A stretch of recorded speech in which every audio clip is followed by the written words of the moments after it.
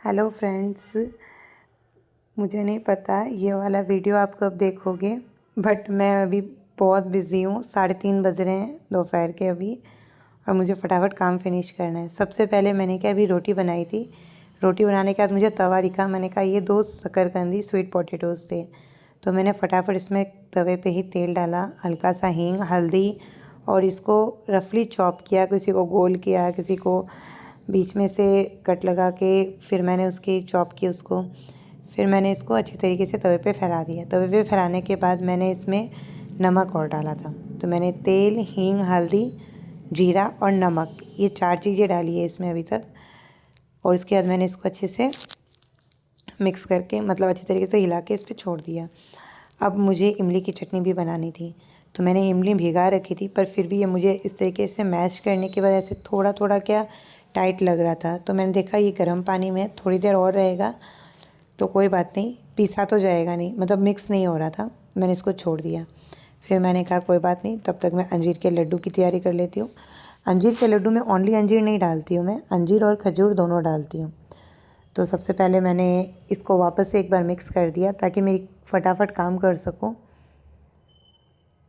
और मेरा कोई भी काम पेंडिंग नहीं रहे, क्योंकि मैं सनसेट से बिफ़ोर खाती हूँ, तो जिसके कारण मुझे फटाफट डिनर की भी मेरी तैयारी रखनी पड़ती है कि मैं क्या खाऊँ। तो मैंने ये देखा शकरकंदी वाला ये बना लूँगी ना तो मुझे ये भाता है, तो मैं खा लूँगी। फिर इस तरीके से मैंने सबसे पहले इसमें कढ़ाई रखा। कढ़ाई रखने के बाद मैंने इसमें घी डाला। घी आप अपने मन पसंदीदा कोई सा भी कंपनी का ले सकते हो। अगर आपको गौशाला से मिलता है आप गौशाला से ले सकते हो, आप अपने घर पे निकालते हो तो आप वो वाला घी भी यूज़ कर सकते हो। मैंने जो ये अंजीर है ये सुबह भी गया था अप्रॉक्सीमेटली 10 साढ़े 10 बजे, और अब मैं बनाऊँगी।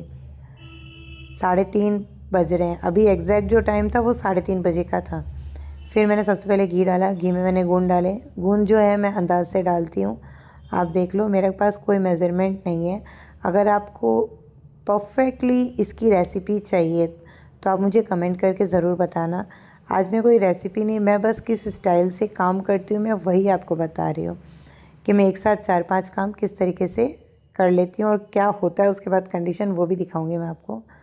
तो सबसे पहले मैंने फटाफट गूंद को घी में से निकाल लिया। ये मुझसे गैस क्या गलती से फुल हो गया था, जिसके कारण ये घी जलने लग गया था।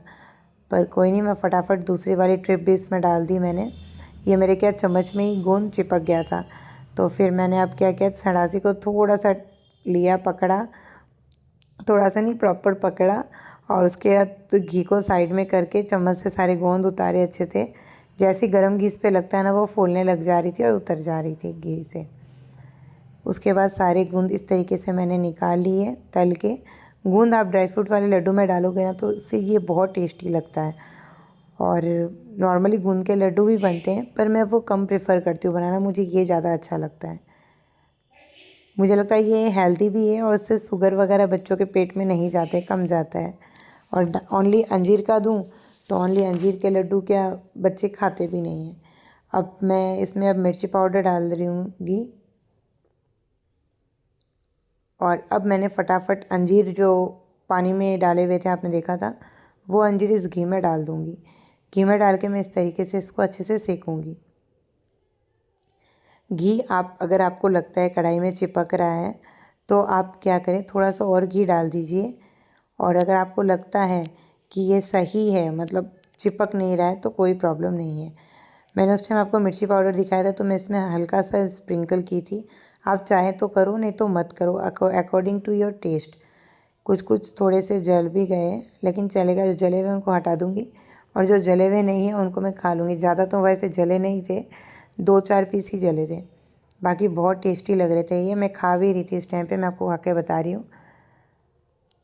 तो इस तरीके से मैंने मेरे डिनर का तैयारी भी कर लिया है। और ये इधर धीमी आंच पे मेरा गैस बंद हो गया था, तो मैंने फिर से इसको चलाया। मैं धीमी आंच पे अपना अंजीर को भी सेक रही हूँ और पीस भी रही हूँ। जब आप अंजीर को अच्छे से पीसेंगे ना तो इसमें कुछ कुछ ऐसा मतलब रहता है कि ये रफली चॉप जैसा रह जाता है, पर कोई प्रॉब्लम नहीं है। जब आप उसको घी में फ्राई करते हैं ना तो वो प्रॉपर अच्छी तरीके से मिक्स हो जाता है। तो अगर कभी ऐसा हो कि कोई मोटा मतलब दाना जैसा रह ही जाए तो आप टेंशन मत लीजिएगा। और ये मेरा जो घी डाला हुआ था उससे ये अच्छी तरीके से सिक रहा है। और आप देखे होगे साइड में विलौना का भी काम चल रहा है। मैं बटर निकाल रही हूँ जिससे मैं घी बनाऊँगी। और इधर मैं इस तरीके से फटाफट इसको सेक रही हूँ। इधर मैंने दूध भी गर्म कर लिया। अब इस तरीके से इसको भी धीरे धीरे हिलाए जा रही हूँ। और अब मुझे क्या सारे ड्राई फ्रूट्स को पीसने हैं। तो वो वाली जो मिक्सी जार थी उसमें मैंने अंजीर पीस लिए थे। अंजीर पीसने के कारण क्या हुआ, वो गीला है और ड्राई फ्रूट्स जो भी हैं उन सबको मुझे सूखे पीसने हैं। तो मैंने फटाफट इसमें बादाम डाले। बादाम मैंने करीबन 2 या 3 मुट्ठी लिए हैं इसमें। और इसको मैंने कढ़ाई को उधर शिफ्ट कर दिया स्लो करके फ्लेम को। और मैंने दूसरी कढ़ाई ली। मेरे पास इसी तरीके से 3 कढ़ाई है एक जैसे मेज़रमेंट की, क्योंकि नॉर्मली मुझे ये वाला कढ़ाई ऐसा लगता है हर एक चीज़ के लिए यूज़ हो जाता है। तो मैं ये साइज़ के मेरे पास 3 कढ़ाई मैं रखती हूँ। ये अब मैं सारे सीड्स वगैरह डालूँगी, पम्पकिन सीड्स, सनफ्लावर सीड्स, इस तरीके से। तो ये सारे मैंने एक डेढ़ मुट्ठी करके डाला है प्रॉपर इसमें। ये मान लो आप कोई 50 ग्राम के अप्रॉक्सीमेटली या 30 ग्राम होगा, इससे ज़्यादा मुझे नहीं पता। 30 या 50 कुछ भी हो सकता है ये। इस तरीके से फिर मैंने इसमें किशमिश डाल दिया। किशमिश डाल के मैं इसको थोड़ा सा भूनी। उसके बाद मैंने तुरंत इसमें बादाम डाल लिया। बादाम डाला ना तो पता नहीं, मेरे बेटे को दिया था मैंने, मैं कहा मिक्सी घुमा दे, तो मेरे बेटे ने पता नहीं क्या किया नहीं किया, नीचे 8-10 बादाम ऐसे थे जो पिसाए ही नहीं। मैंने कहा कोई नहीं, अब पड़ा है, कोई दिक्कत नहीं है, लड्डू को बांधेंगे तब अपने एडजस्ट कर लेंगे। इतने में मैंने वापस मिक्सी का जार फुल किया वॉलनट से। और फिर मैंने उसको तुरंत मिक्सी में घुमाया और यहाँ पे इसमें सेकने के लिए भुनने के लिए डाल दिया। फिर मैंने ड्राई कोकोनट लिया था, ये 1 गट्ट था मीडियम साइज़ का, जिसको मैंने छोटे छोटे पीसेस में चॉप किए। छोटे एकदम भी चॉप वाला तो नहीं बोल सकती, मैंने छोटे छोटे से कट किए हैं। और फिर मैंने इसको भी मिक्सी के जार में अच्छी तरीके से घुमा लिया। अब मैं इन सभी को अच्छी तरीके से भून लूँगी। ये इसमें मैंने 1 मुट्ठी चिरौंजी डाला है। आप चाहें तो इसकी क्वांटिटी ज़्यादा और कम कर सकते हैं। अगर आपको पसंद हो तो आप ज़्यादा भी डाल सकते हैं, अगर आपको कम पसंद हो तो आप कम भी डाल सकते हैं। ये वाली जो चिरौंजी थी अप्रॉक्सीमेटली ये 50 ग्राम थी, प्रॉपर 50 ग्राम थी, इसमें कोई कमी नहीं है। अब मैंने एक बड़ी कढ़ाई ली जिसमें क्या मैं सारी चीज़ों को अच्छी तरीके से मिक्स कर लूँगी, इसलिए तो मैंने ये सारे को अच्छे से फैला दिया है, क्योंकि ये बहुत ज़्यादा क्या हिट हो गया है और फिर हाथ में चिपकेगा जब मैं लड्डू बांधूँगी। फिर मैंने इसमें फटाफट इसमें गोंद भी मिला दिए हैं ताकि वो टोपिया खाली हो जाए। अब इस टोपिया पे मैं क्या करूँगी कि मैं ज़्यादा बर्तन भी नहीं होंगे, इसके लिए मैंने एक ट्रिक लगाया कि इस टोपिया का यूज़ मैं ये जो क्या बोलते हैं इमली का पल्प निकालने के लिए यूज़ कर लूँगी, क्योंकि मुझे अभी लहसुन की चटनी भी बनानी है। तो लहसुन की चटनी आप किस तरीके से बनाते हो मुझे कमेंट में ज़रूर से ये वाली बात बताना आप। बट मैं एट प्रेजेंट इतना सारा पल्प क्यों निकाली हूँ ये मैं आपको बताऊँगी। ये देखिए मैं लहसुन की चटनी की तैयारी करने लग गई। सबसे पहले मैंने अच्छी तरीके से इसमें लहसुन डाला, लहसुन सारे छीले हुए हैं। और फिर मैंने इसमें रेड कलर वाली मिर्ची डाली। ये रेड वाली मिर्ची मैंने 4 घंटा पहले भिगाई थी। और उसके बाद मैंने इसमें नमक भी डाल दिया। लहसुन, मिर्ची और नमक, इन तीनों चीज़ों को मैं अच्छी तरीके से मिक्स कर लूँगी मिक्सी के जार में। और फिर मैं वापस उसी कढ़ाई को टेकूँगी। वो वही कढ़ाई नहीं है, आप देख सकते हो वॉश की हुई है, लेकिन ये नहीं है, तीसरी वाली कढ़ाई है ये। तो ये तीसरी कढ़ाई मैंने टेक दी है। तीसरी कढ़ाई टेकने के बाद मैंने तेल, इसमें मैं सरसों का तेल डाली हूँ। नॉर्मली मैं सरसों का तेल ही यूज़ करती हूँ। और सरसों का तेल डाल के उसमें थोड़ा सा हल्दी डाला। हल्दी डाल के मैंने तुरंत इसमें लहसुन वाली वो चटनी डाल दी। लहसुन चटनी को मैं थोड़ी देर के लिए भूनूँगी। थोड़ी देर भूनने के बाद इसमें ज़्यादा मैंने पानी नहीं डाला है, तो ये बहुत टाइम नहीं लगाएगा, ये फटाफट सीज जाएगा। तो इस तरीके से लहसुन चटनी डालने के बाद उसको मैंने अच्छे से भून लिया। अब हमें लहसुन चटनी को तब तक पकाना है जब तक ये तेल ना छोड़ दे। थोड़ी देर भुनने के बाद मैंने जो वो इमली का पल्प निकाला था वो इमली का पल्प मैंने इसमें डाल दिया। कोई इसमें काचरी का पाउडर डालता है, कोई इसमें टमाटर भी डालता है, पर पर्सनली मैं नॉर्मली इसमें इमली डालना ज़्यादा प्रेफर करती हूँ। मुझे इमली ज़्यादा पसंद है। कोई कोई दही भी डालता है। अब आप देख सकते हो अंजीर है ना, घी छोड़ दिया है। घी छोड़ने का मतलब अंजीर सीख चुका है। तो अब अंजीर जैसे ही सीख गया है तो मैंने इसमें वापस घी डाला।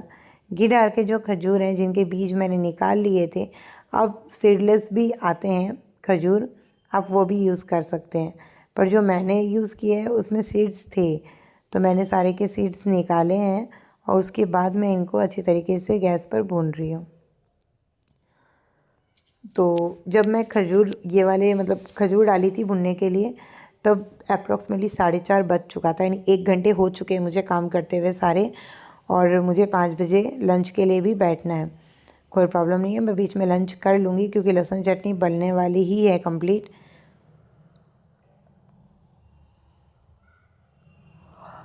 और इधर मेरा फटाफट मैं खजूरों को थोड़ा थोड़ा हीट, जैसे ही गर्म होता है ना तो खजूर को जब हम चम्मच से थोड़ा थोड़ा मैश करते हैं ना, ये मैश जैसा होने लग जाता है। इन बिटवीन मैंने फटाफट ये पल्प भी निकालना स्टार्ट कर दिया फिर से। ये पल्प जो निकाल रही हूँ ये मैं इमली की चटनी के लिए निकाल रही हूँ। मैं हमेशा इमली की चटनी बनाकर उसको स्टोर करके रख लेती हूँ, ताकि मुझे कभी भी कोई चाट पकौड़ा या कुछ भी बनाना हो तो मुझे इमली की चटनी की नीड उसी टाइम पे बनाने की ज़रूरत नहीं पड़े। उसके बाद मैं आपको दिखाती हूँ कि लहसुन चटनी भी मेरी कंप्लीट रेडी होने में आ चुकी है। ये तेल छोड़ने लग गई है, तो मैं थोड़ी सी और इसको भून लूँगी अच्छी तरीके से। और इधर जो मेरा खजूर है वो भी रेडी हो गया है भूनते भूनते। तो फटाफट उस खजूर को मैंने एक बर्तन में निकाल लिया। अब मैं क्या कर रही हूँ, खजूर, गोंद और जो ड्राई फ्रूट्स, अंजीर, इन सब को अच्छी तरीके से स्पून से मिक्स करने की कोशिश कर रही हूँ, क्योंकि हाथ तो इसमें लगाना पॉसिबल नहीं है। मैंने हाथ लगाया, बहुत ख़तरनाक जल रहा था। फिर मैं हल्के हाथों से इसको वापस ट्राई करने लगी। गरम लग रहा है पर क्या करें, मिक्स करना भी ज़रूरी है। पर हुआ नहीं, फिर मैंने इसको छोड़ दिया। मैं कहा छोड़ते हैं, कोई दिक्कत नहीं है।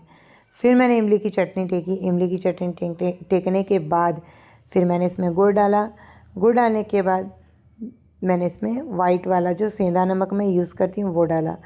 सेंधा नमक की जगह आप अगर टाटा नमक यूज़ करें तो आप वो भी डाल सकते हैं। फिर मैंने इसमें लाल मिर्ची पाउडर डाला। और अब मैंने इसमें ये ब्लैक सॉल्ट है जो मतलब इसमें से स्मेल है ना बहुत शानदार आती है नमक की। अब इसको क्या बोलते हैं पर्टिकुलर मुझे याद नहीं आ रहा है, सही बताऊँ तो इस नमक का नेम याद नहीं आ रहा है, पर रॉक सॉल्ट जैसा ही होता है ये।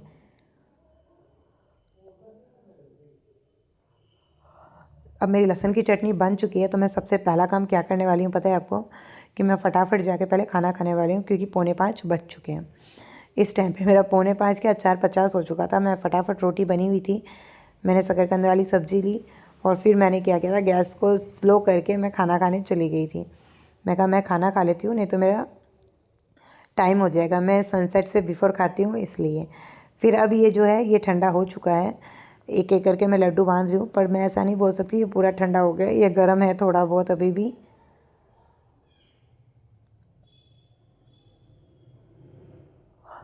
तो इस तरीके से मैं ड्राई फ्रूट्स के लड्डू बनाती हूँ, इमली की चटनी। तो इस तरीके से काम अगर हम करते हैं ना तो फटाफट काम हो जाता है। और ये सारे काम मैंने 4:50 तक कंप्लीट कर लिया था, खाली लड्डू बाइंड नहीं किए गए थे। बाकी अगर आपको मेरी इस तरह की रेसिपी आपको चाहिए जैसे मैं बनाती हूँ, या मेरे काम करने का आपको तरीका अच्छा लगा हो, तो please like, share and subscribe my channel. और अगर आपको लड्डू की रेसिपी चाहिए तो आप कमेंट में ज़रूर बताइएगा। मैं पर्सनली अलग सा वीडियो लड्डू की बना के इस चैनल पे अपलोड करूँगी। इमली की चटनी की चाहिए या लहसुन की चटनी की चाहिए, जिस भी चीज़ की आपको रेसिपी चाहिए आप मुझे कमेंट करके बताइए। मैं पूरा उसका वीडियो अलग से बना के उसकी रेसिपी भी उसमें अच्छे तरीके से आपको समझाऊंगी। अगर कोई और नई रेसिपी चाहिए तो आप मुझे कमेंट कीजिए। मैं कुकिंग बेकिंग सब करती हूँ, मुझे शौक़ है इसके लिए। तो ओके फ्रेंड्स, अब ये देखिए मैं इमली की चटनी कैसे स्टोर करती हूँ। मैं इस तरीके का चीनी मिट्टी का रखती हूँ या कांच का हुआ, आप किसी में भी इमली की चटनी को स्टोर करके 2-3 महीने तक आराम से